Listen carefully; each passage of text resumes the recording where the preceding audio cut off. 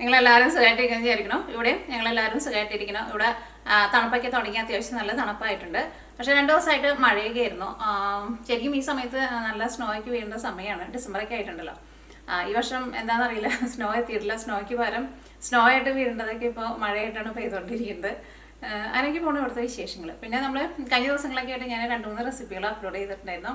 ഒരെണ്ണം ചെയ്തിട്ടുണ്ടായിരുന്നത് ചില്ലി ചിക്കനും പിന്നെ ഫ്രൈഡ് റൈസും. അത് രണ്ടും കൂടിയിട്ട് നല്ല സൂപ്പർ കോമ്പിനേഷനാണ്. പിന്നെ ചെയ്തിട്ടുണ്ടായിരുന്നത് നെയ്ച്ചോറും പിന്നെ കടായി ചിക്കനും. അപ്പോൾ ക്രിസ്മസ് ഒക്കെ വരാമല്ലോ. അപ്പോൾ ഞാൻ നോൺ വെജിൻ്റെ റെസിപ്പികളാണ് കൂടുതൽ ചെയ്തിട്ടുണ്ടായിരുന്നത്. അപ്പോൾ നിങ്ങൾ ആ റെസിപ്പികളൊക്കെ കാണാത്തവരുണ്ടെന്ന് വെച്ചിട്ടുണ്ടെങ്കിൽ കാണാൻ വേണ്ടിയിട്ട് മറക്കരുത്. ക്രിസ്മസിനൊക്കെ എങ്ങനെ ഉണ്ടാക്കുന്നുണ്ടെന്ന് വെച്ചിട്ടുണ്ടെങ്കിൽ അതേപോലെ ട്രൈ ചെയ്ത് നോക്കണം. പിന്നെ നമ്മൾ ക്രിസ്മസിൻ്റെ പ്ലം കേക്ക് നമ്മൾ ചെയ്തിട്ടുണ്ടായിരുന്നു. കഴിഞ്ഞ വർഷം ഞാൻ ഒരു കേക്ക് ചെയ്തിട്ടുണ്ടായിരുന്നു. അത് നിങ്ങൾ കുറേ പേരൊക്കെ ഉണ്ടാക്കി നോക്കിയിട്ട് നല്ല ടേസ്റ്റ് ഉണ്ടായിരുന്നു പറഞ്ഞു. എനിക്കോണം അത് ഏകദേശം ഒരു 2 മില്യൻ്റെ അടുത്ത ആൾക്കാർ കണ്ടിട്ടുണ്ടായിരുന്നു. ഇതും അതേപോലെ തന്നെ ഭയങ്കര സിമ്പിളായിട്ട് റെഡിയാക്കിയിട്ട് എടുക്കുന്ന ഒരു കേക്കിൻ്റെ റെസിപ്പിയാണ് ചെയ്തിട്ടുണ്ടായിരുന്നത്. പിന്നെ നമ്മൾ ഇന്നലെ ഞാനും ആസ്പിനും കൂടിയിട്ടുള്ള ഒരു വീഡിയോ അപ്ലോഡ് ചെയ്തിട്ടുണ്ടായിരുന്നു. നിങ്ങൾ കുറേ പേരൊക്കെ നമ്മുടെ ആസ്പിനെ കാണാൻ വേണ്ടിയിട്ട് ഇഷ്ടമാണെന്ന് പറയാറുണ്ടായിരുന്നു. അപ്പോൾ അങ്ങനെ ഒരു വീഡിയോ അപ്ലോഡ് ചെയ്തിട്ടുണ്ടായിരുന്നു. അങ്ങനെയൊക്കെ പോണു ഇവിടുത്തെ വിശേഷങ്ങൾ. അപ്പോൾ ഇന്ന് നമ്മൾ ഉണ്ടാക്കാൻ വേണ്ടിയിട്ട് പോകുന്നത് ഒരു മുട്ട റോസ്റ്റാണ് ഉണ്ടാക്കുന്നത്. ഇപ്പം നമ്മുടെ ഇവിടെ കോഴിയും താറാവൊക്കെ മുട്ടയിട്ട് തുടങ്ങിയിട്ടുണ്ട് കേട്ടോ. അപ്പോൾ ഇന്ന് നമ്മൾ താറാമുട്ട വെച്ചിട്ടാണ് ചെയ്യുന്നത്. നിങ്ങൾ താറാമുട്ട ചെയ്യണമെന്നില്ല, നിങ്ങൾക്ക് ഇഷ്ടമുള്ള മുട്ട വെച്ചിട്ട് നിങ്ങൾക്ക് റെഡിയാക്കിയിട്ട് എടുക്കുക. ഇത് ചപ്പാത്തിയുടെ കൂടെ കഴിക്കാൻ വേണ്ടിയിട്ട് നല്ല ടേസ്റ്റ് ആയിരിക്കും. നല്ല തിക്കായിട്ടുള്ള ഗ്രേവിയാണ്. അതേപോലെ തന്നെ ഗ്രേവി ആയിരുന്നല്ല, നല്ല റിച്ച് ആയിട്ടുള്ള ഗ്രേവിയാണ്. അതേപോലെ തന്നെ ചോറിൻ്റെ കൂടെ കഴിക്കാനൊക്കെ നല്ല ടേസ്റ്റ് ആയിരിക്കും. പിന്നെ ഇതിലേക്ക് നമ്മൾ കുറച്ച് ചില്ലി സോസും കൂടിയിട്ട് ചേർക്കണം. അത് നിങ്ങൾക്ക് വേണമെന്ന് വെച്ചിട്ടുണ്ടെങ്കിൽ ചേർക്കാം. അതുകൊണ്ട് ചേർത്തിട്ടുണ്ടെങ്കിൽ നല്ല ടേസ്റ്റ് ഉണ്ടാവും. ചില്ലി സോസിൻ്റെ കാര്യം പറയാൻ വേണ്ടിയിട്ട് എന്താണെന്ന് വെച്ചിട്ടുണ്ടെങ്കിൽ ഇതിനു മുമ്പ് ഞാൻ ചില്ലി ചിക്കൻ്റെ റെസിപ്പി ചെയ്തിട്ടുണ്ടായിരുന്നല്ലേ. അപ്പോൾ ഏതൊക്കെ നമ്മൾ ചില്ലി സോസ് ചേർക്കുമല്ലോ. അപ്പോൾ ചില്ലി സോസ് നിങ്ങൾ വാങ്ങുമ്പോൾ പ്രത്യേകം ശ്രദ്ധിക്കണുണ്ട്. കാരണം ചില ചില്ലി സോസിന് ഭയങ്കര മധുരമായിരിക്കും. ഞാൻ ഇതിനു മുമ്പ് ഒരു ചില്ലി സോസ് വാങ്ങിച്ചിട്ടുണ്ടായിരുന്നു. അതിന് ഭയങ്കര മധുരമായിരുന്നു. അപ്പോൾ അങ്ങനത്തെ ചില്ലി സോസ് വാങ്ങിച്ചിട്ട് നമ്മൾ എന്തെങ്കിലുമൊക്കെ ഉണ്ടാക്കിയിട്ടുണ്ടെന്ന് വെച്ചിട്ടുണ്ടെങ്കിൽ നമ്മൾ വിചാരിക്കുന്ന ടേസ്റ്റ് കിട്ടില്ല, ഭയങ്കര മധുരമായിരിക്കും.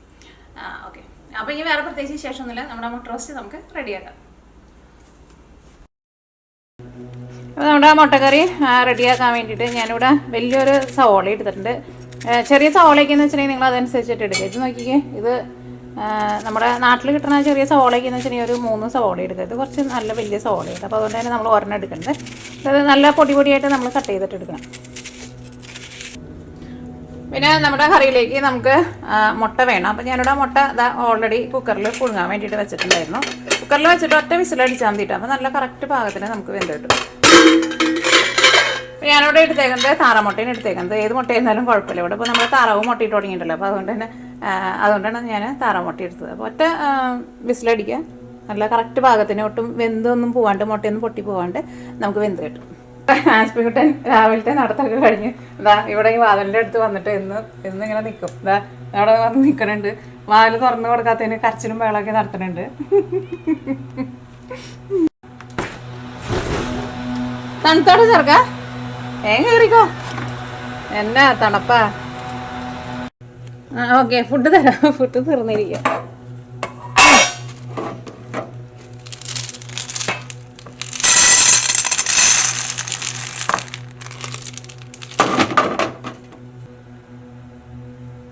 കഴിച്ച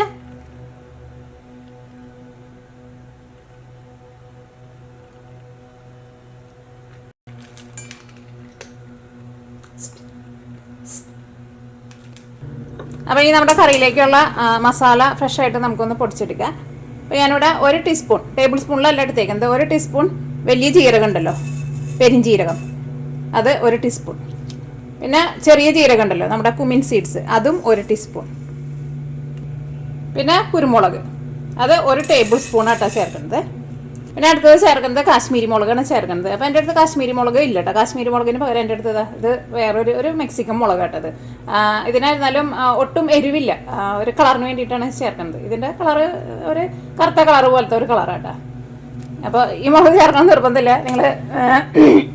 അപ്പോൾ ഈ മുളക് ചേർക്കണം നിർബന്ധമില്ല, നിങ്ങൾ കാശ്മീരി മുളക് ചേർത്താൽ മതിയിട്ട്. എൻ്റെ അടുത്ത് അതില്ല. അപ്പോൾ കാശ്മീരി മുളകെന്ന് വെച്ചിട്ടുണ്ടെങ്കിൽ ഒരു 3 അല്ലെങ്കിൽ ഒരു 4 കാശ്മീരി മുളക് ചേർക്കണം. അപ്പോൾ ഫസ്റ്റ് ഇതെല്ലാം കൂടിയിട്ട് നന്നായിട്ടൊന്ന് ചൂടാക്കുക. അപ്പോൾ ഈ മുളക് ഞാൻ വാങ്ങിച്ചത് എവിടെയെന്ന് വെച്ചിട്ടുണ്ടെങ്കിൽ നമ്മുടെ ഇന്ത്യൻ കടയിലൊന്നും ഞാൻ കണ്ടിട്ടില്ല. ഞാനിവിടെ ഒരു റെസ്റ്റോറൻറ്റ് ഇപ്പോൾ ഉണ്ടെന്ന് നിങ്ങളുടെ അടുത്ത് ഞാൻ പറയാറുണ്ട്. ഇവിടെ റെസ്റ്റോറൻറ്റിലേക്കൊക്കെ ആൾക്കാർ സാധനങ്ങൾ വാങ്ങണം. ഒരു ഭയങ്കര വലിയ കടയാണ്. അവിടെ നിന്ന് വാങ്ങിച്ചതായിട്ടത്. ഇത് നന്നായിട്ടൊന്ന് ചൂടാവട്ടെ. ഇവിടെ ജീരകമൊക്കെ ഒന്ന് ചൂടായിട്ടൊന്ന് അങ്ങനെ പൊട്ടില്ലേ, മൊരിഞ്ഞിട്ട് അതേപോലെ വരണം കേട്ടോ. അപ്പോഴായിരിക്കും നമ്മുടെ മസാലയ്ക്കൊക്കെ ഇരുന്നാലും നല്ല മണമൊക്കെ ഉണ്ടാവും നമുക്ക് പൊടിച്ചെടുക്കുമ്പോൾ.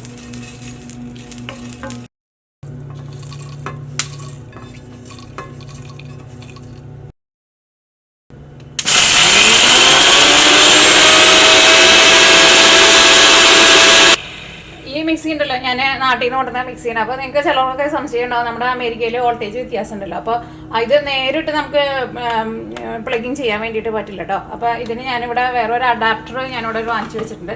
അതുമേണ് നമ്മളിത് കണക്ട് ചെയ്യണത്. ഇവിടെ ഒരു അഡാപ്റ്റർ ഉണ്ട്, അത് നമുക്ക് ആമസോണിൽ നിന്ന് വാങ്ങാൻ വേണ്ടിയിട്ട് കിട്ടും കേട്ടോ. അത് കൺവെർട്ടർ എന്ന് പറഞ്ഞിട്ട് അതിനകത്ത് സെർച്ച് ചെയ്താൽ മതി.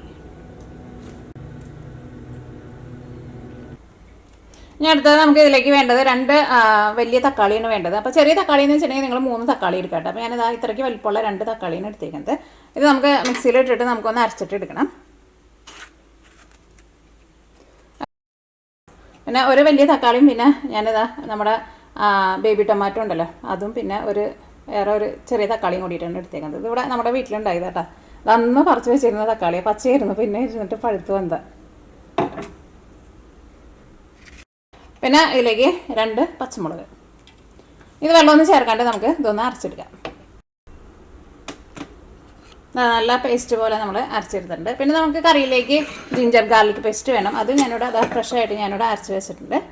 ഇതിലേക്ക് ഞാനിവിടെ ഒരു 5 വലിയ വെളുത്തുള്ളിയും ഒരു വലിയ കഷ്ണം ഇഞ്ചിയും കൂടിയിട്ട് ചേർത്തിട്ടായിട്ട് അരച്ചെടുത്തേക്കുന്നത്. ഇത് ഏകദേശം ഒരു 1.5 ടേബിൾ സ്പൂണിൻ്റെ അടുത്തുണ്ടാവും. അപ്പോൾ ഈ നമ്മുടെ കറി റെഡിയാക്കാൻ വേണ്ടിയിട്ട് പോവാണ്. അപ്പോൾ ഞാനിവിടെ എടുത്തേക്കുന്നത് ഇരുമ്പിൻ്റെ ചീനിച്ചട്ടിയായിട്ട് എടുത്തേക്കുന്നത്. അപ്പോൾ ഞാൻ കഴിഞ്ഞ ദിവസം ഫ്രൈഡ് റൈസ് പിന്നെ ചില്ലി ചിക്കനൊക്കെ ഉണ്ടാക്കിയത് ഈ ഓക്കിലാണ് ഉണ്ടാക്കിയിട്ടുണ്ടായിരുന്നത്. അപ്പോൾ നിങ്ങൾ കുറേ പേരൊക്കെ ചോദിച്ചിട്ടുണ്ടായിരുന്നു എവിടെ നിന്നാണ് വാങ്ങിച്ചിരുന്നത്. ഇത് എൻ്റെ വീഡിയോ ആദ്യം തുടങ്ങി കാണുന്നവർക്ക് അറിയായിരിക്കും, ഇത് ഒരുപാട് വർഷം മുമ്പ് വാങ്ങിച്ചേക്കുന്നതാണ്. ഇത് ഞാൻ ആമസോണിൽ നിന്നാണ് വാങ്ങിച്ചത്. ആമസോണിൽ നിങ്ങൾ അയൺ വോക്ക് എന്ന് പറഞ്ഞിട്ട് സെർച്ച് ചെയ്തിട്ടുണ്ടെങ്കിൽ നിങ്ങൾക്ക് ഇത് കിട്ടും. ഇതിൻ്റെ പല മോഡലുണ്ട്. ഇതിന് എനിക്ക് തോന്നുന്നു അന്ന് ഞാൻ വാങ്ങിച്ചപ്പോൾ $50 ആയിരുന്നു.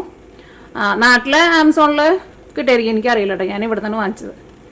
അപ്പോൾ കാസ്റ്റ് അയൺ വോക്ക് എന്ന് പറഞ്ഞിട്ട് സെർച്ച് ചെയ്യാം.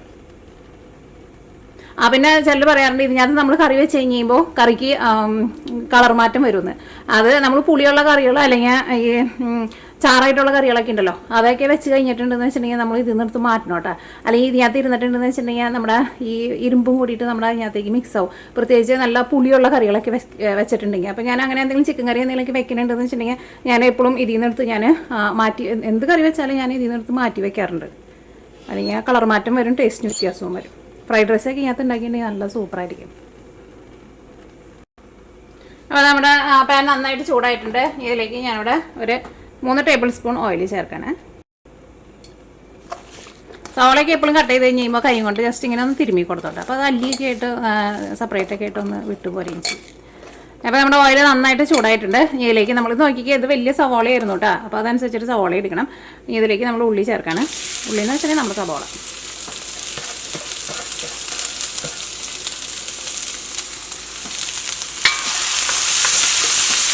ഈ സവാള മൊരിഞ്ഞിട്ട് നല്ലൊരു ഗോൾഡൻ കളർ ആവണം. ഇതിലേക്ക് കുറച്ച് കറിവേപ്പിലയും ചേർക്കുന്നുണ്ട്. ഇത് ഞാൻ ഫ്രീസറിൽ വെച്ചേക്കായിരുന്നുണ്ട് ഈ കറിവേപ്പില. എന്നാൽ ചേച്ചി കൊണ്ടുവന്ന് തന്നു അറിയില്ലേ. ഫ്രീസറിൽ വെച്ചിട്ടുണ്ടെങ്കിൽ നന്നായിട്ട് തന്നെ ഇരിക്കുന്നുണ്ട്. ഇപ്പോൾ കുറേ നാളായിട്ടുണ്ട് ഫ്രീസറിൽ വെച്ചിട്ട്. അപ്പോൾ സവാളയ്ക്ക് മൊരിഞ്ഞ് നല്ലൊരു ഗോൾഡൻ കളറായിട്ടുണ്ട്. ഇതിലേക്ക് നമ്മൾ ജിഞ്ചർ ഗാർലിക് പേസ്റ്റ് ചേർക്കാണ്. ഈ ജിഞ്ചർ ഗാർലിക് പേസ്റ്റ് ഇതിനകത്ത് കിടന്നിട്ട് നന്നായിട്ട് മൊരിയണം. സവാളയാണ് മൊരിഞ്ഞിരിക്കുന്നതുകൊണ്ട് തന്നെ സവാളയുടെ ഉള്ളിലോട്ട് വെള്ളം ഉണ്ടാവില്ല. അപ്പോൾ അതുകൊണ്ട് തന്നെ ജിഞ്ചർ ഗാർലിക് പേസ്റ്റ് ചേർത്താലും നമുക്ക് പെട്ടെന്ന് നമുക്കത് മൊരിഞ്ഞ് കിട്ടും. ഇതാ ഇതെല്ലാം നന്നായിട്ട് മൊരിഞ്ഞിട്ടുണ്ട്. ഇതിലേക്ക് നമ്മൾ അരച്ച് വെച്ചേക്കണ നമ്മുടെ തക്കാളിയുടെ മിക്സിങ് ഉണ്ടല്ലോ അത് നമ്മൾ ചേർക്കണം. തീ നന്നായിട്ട് കുറച്ച് വയ്ക്കാം. ഇതിലേക്ക് നമുക്ക് ആവശ്യത്തിന് ഉപ്പ് ചേർക്കാം. ഇതിലേക്ക് നമ്മൾ സോയാ സോസും കൂടിയിട്ട് ചേർക്കുന്നുണ്ട്. അപ്പോൾ ഉപ്പ് സാധാരണ നമ്മൾ ചേർക്കുന്നതിനേക്കാൾ ഒരു പൊടിക്ക് കുറച്ച് ചേർത്താൽ മതി കേട്ടോ.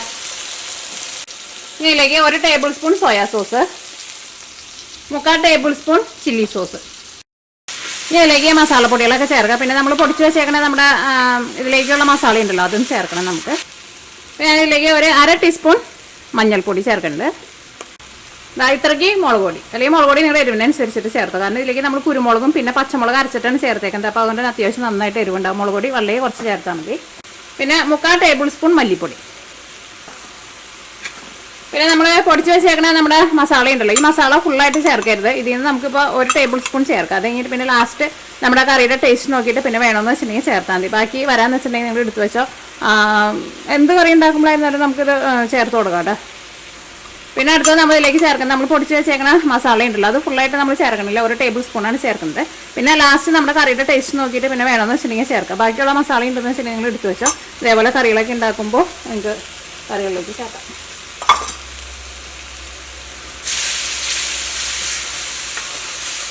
ഇത് ഞാനിവിടെ ഒരു മീഡിയം ഫ്ലെയിമിൽ മൂടി വയ്ക്കുകയാണ്. നമ്മുടെ തക്കാളിയൊക്കെ നന്നായിട്ട് വെന്ത് ഇതിനകത്ത് ഓയിലൊക്കെ നന്നായിട്ടൊന്ന് തെളിഞ്ഞ് വരണം. അപ്പോൾ നോക്കിക്കേ, ഇങ്ങനത്തെ ഓയിലൊക്കെ നന്നായിട്ട് തെളിഞ്ഞ് വന്നിട്ടുണ്ട്. തക്കാളിയൊക്കെ നന്നായിട്ട് വെന്തിട്ടുണ്ട്. അതിൻ്റെ ഇടയ്ക്ക് ഞാൻ ഒരു പ്രാവശ്യം ഞാനത് ഇളക്കി കൊടുത്തിട്ടുണ്ടായിരുന്നു. മീഡിയം ഫ്ലെയിമിൽ വെച്ചിട്ട് റെഡിയാക്കിയിട്ട് എടുക്കുക. അപ്പോഴായിരിക്കും ഇത് ശരിക്കും നന്നായിട്ട് വെന്ത തക്കാളിക്ക് ഒന്ന് മൊരിഞ്ഞ പോലെ വരുള്ളൂ. അത് നോക്കിക്കേ, നമ്മുടെ ഗ്രേവി ഇരിക്കുന്ന നോക്കിക്കേ. ഇനി ഞാനിതിലേക്ക് 1/2 ഗ്ലാസ് നല്ല ചൂടുള്ള വെള്ളം കൂടിയും ചേർക്കുന്നുണ്ട്. ഇവിടെ പൊടിച്ച് വെച്ചേക്കണ ഗരം മസാലയിൽ നിന്ന് കുറച്ച് ഗരം മസാലയും കൂടിയിട്ട് ഞാൻ ചേർക്കുന്നുണ്ട്. കാരണം ഒരു പൊട്ടിക്ക് ഗരം മസാല കുറവുണ്ട്. 1/4 ടേബിൾ സ്പൂൺ കേട്ടോ.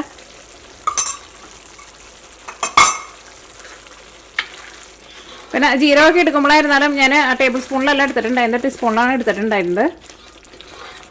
കാരണം അല്ലെങ്കിൽ ജീരകത്തിൻ്റെയൊക്കെ ഭയങ്കര കുത്തു വരും കേട്ടോ. ഇനി നമുക്ക് മീഡിയം ഫ്ലെയിമിൽ ഒരു 2-3 മിനിറ്റ് കൂടി നമുക്കൊന്ന് മൂടി വയ്ക്കാം.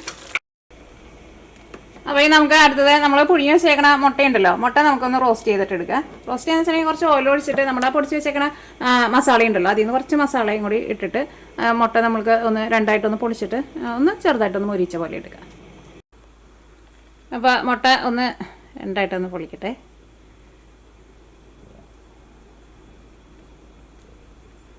താറാമുട്ട ആയതുകൊണ്ട് തന്നെ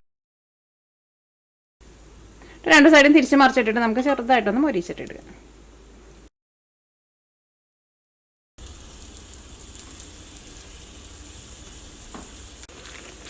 അപ്പോൾ നമ്മുടെ വെള്ളം കൂടിയും ചേർത്ത് അതിൻ്റെ ഒരു മീഡിയം ഫ്ലെയിമിൽ ഞാനിവിടെ ഒരു 4-5 മിനിറ്റ് ഞാനത് മൂടി വെച്ചിട്ടുണ്ടായിരുന്നു. ഒരുപാട് ഭയങ്കര തിക്കായിട്ട് പോകണ്ട.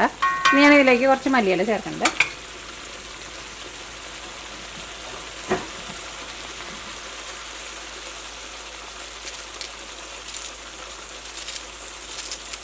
ഇത് ചപ്പാത്തിയുടെ കൂടെയൊക്കെ കഴിക്കാൻ വേണ്ടിയിട്ട് നല്ല സൂപ്പർ കറിയാട്ടോ.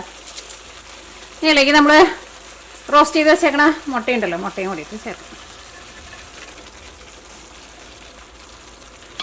മുട്ട ചേർത്ത് കഴിഞ്ഞിട്ട് ഇനി മൂടി വയ്ക്കണില്ല, ഒന്നും കൂടി നന്നായിട്ടൊന്ന് ചൂടാവട്ടെ. ഇതിൻ്റെ ഗ്രേവിയൊക്കെ ഇരിക്കണം നോക്കിക്ക്.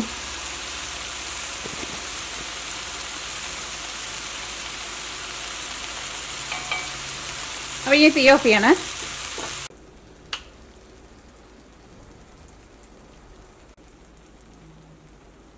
ആ ഗ്രേവിയൊക്കെ നോക്കിയേ, മുട്ടയുമ്പോൾ നന്നായിട്ട് പിടിച്ചിട്ടുണ്ട്. നല്ല ഗ്രേവി തന്നെ, നല്ല ടേസ്റ്റുള്ള ഗ്രേവിയാണ്. ഇതിലേക്ക് നമ്മൾ ആ സോയാ സോസും പിന്നെ കുറച്ച് ചില്ലി സോസൊക്കെ ചേർത്തല്ലോ, അപ്പോൾ അതുകൊണ്ട് തന്നെ ഒരു പ്രത്യേക ഒരു ടേസ്റ്റാണ്.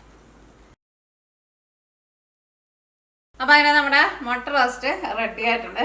ഞാൻ കഴിച്ച് നോക്കിയിട്ട് ടേസ്റ്റ് പറയാം. താറാമുട്ടയാണ് എനിക്ക് നല്ല ഇഷ്ടമാണ്. താറാമുട്ട എനിക്ക് തോന്നുന്നു ചിലവർക്ക് നല്ല ഇഷ്ടമായിരിക്കും, ചിലവർക്ക് ഇതിന് വേറെ ഒരു കുത്തുണ്ടാവില്ല, അത് ചിലവർക്ക് അങ്ങനെ ഇഷ്ടമുണ്ടാവില്ല. പക്ഷെ എനിക്ക് തോന്നുന്നു ഇപ്പോഴത്തെ താറാമുട്ടയ്ക്ക് ഒന്നും അങ്ങനത്തെ ഒരു കുത്തില്ല കേട്ടോ.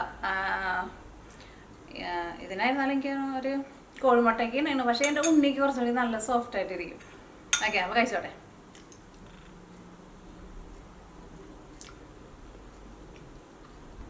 ഇതിൻ്റെ ഗ്രേവിയൊക്കെ ഉണ്ടല്ലോ, മുട്ടയമ്മ നന്നായിട്ട് പിടിച്ചിട്ടുണ്ട്, നല്ല സ്മൂത്തായിട്ട് വന്നിട്ടുണ്ട്. പിന്നെ നമ്മുടെ ചില്ലി സോസൊക്കെ ചേർത്തില്ലേ, അതിൻ്റെ നല്ലൊരു ഫ്ലേവറൊക്കെ കിട്ടിയിട്ടുണ്ട്.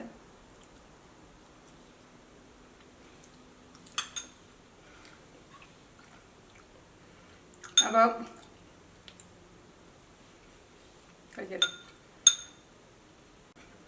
കടിച്ചിറക്കാൻ വേണ്ടി കുറച്ച് സമയം എടുക്കും.